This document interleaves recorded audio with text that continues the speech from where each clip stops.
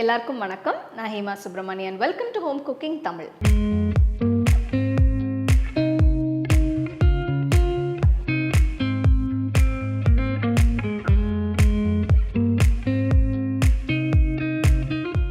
இன்னைக்கு நான் ஒரு நாட்டுக்காய் யூஸ் பண்ணி ஒரு வித்தியாசமான பரங்கிக்காய் சப்பாத்தி ரெசிபி செஞ்சு காட்ட போகிறேன். பரங்கிக்காய் கண் பார்வைக்கு ரொம்ப நல்லது. இது வெயிட் லாஸ்க்கும் நல்ல ஹெல்ப் பண்ணும். வாங்க இப்போ இந்த ரெசிபி எப்படி செய்யறதுன்னு பார்க்கலாம்.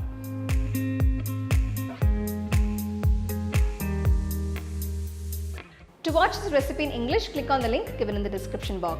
உங்களுக்கு இந்த ரெசிபி பிடிச்சதுன்னா லைக் பண்ணி ஷேர் பண்ணி ஹோம் குக்கிங் தமிழ் சேனலுக்கு சப்ஸ்கிரைப் பண்ணுங்க. மறக்காம பெல் ஐகானை கிளிக் பண்ணுங்க. பரங்கிக்காய் பராத்தா செய்ய ஃபர்ஸ்ட் பரங்கிக்காயை நல்லா சுத்தம் செய்யணும்.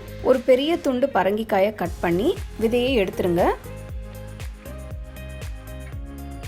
தோலை சீவி கிரேட் பண்ணுங்க.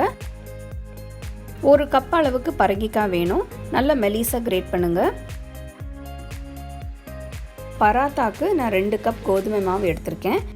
இதில் 1/2 டீஸ்பூன் உப்பு, 1/2 டீஸ்பூன் மஞ்சள் தூள், 1/2 டீஸ்பூன் மிளகாய் தூள், 1/2 டீஸ்பூன் ஜீரகத்தூள், 1/2 டீஸ்பூன் ஓமம், ஒரு பச்சை மிளகாய் பொடியாக நறுக்குனது, ஒரு துண்டு இஞ்சி பொடியாக நறுக்குனது, பொடியாக நறுக்கின கொத்தமல்லி கொஞ்சம், கடைசியாக 1 கப் அளவு துருவின பரங்கிக்காயை போடுங்க.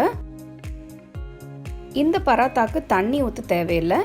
ஏன்னா பரங்கிக்காயிலிருந்து நிறைய தண்ணி வரும், அதுவே போதும்.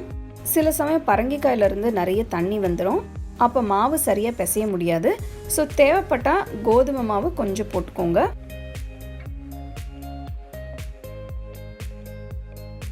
ஸோ மாவு நல்லா சாஃப்டாக திரண்டு வர வரைக்கும் பிசைங்க. 10 நிமிஷத்துக்கு வச்சுருங்க. அடுத்து பராட்டா செய்ய போகிறோம். இதுக்கு கொஞ்சம் மாவை தூவி ஒரு சின்ன உருண்டை மாவை எடுத்து தேய்ங்க.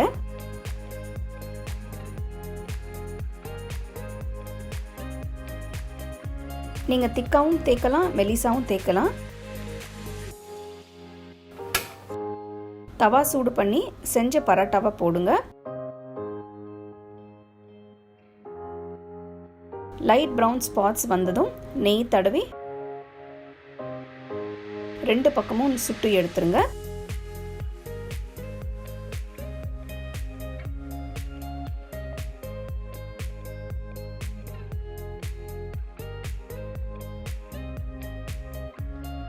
சூப்பரான பரங்கிக்காய் பரோட்டா தயார். இதை தயிர் பச்சடி இல்லைன்னா கொஞ்சம் ஊறுகாய் வச்சு சாப்பிடலாம்.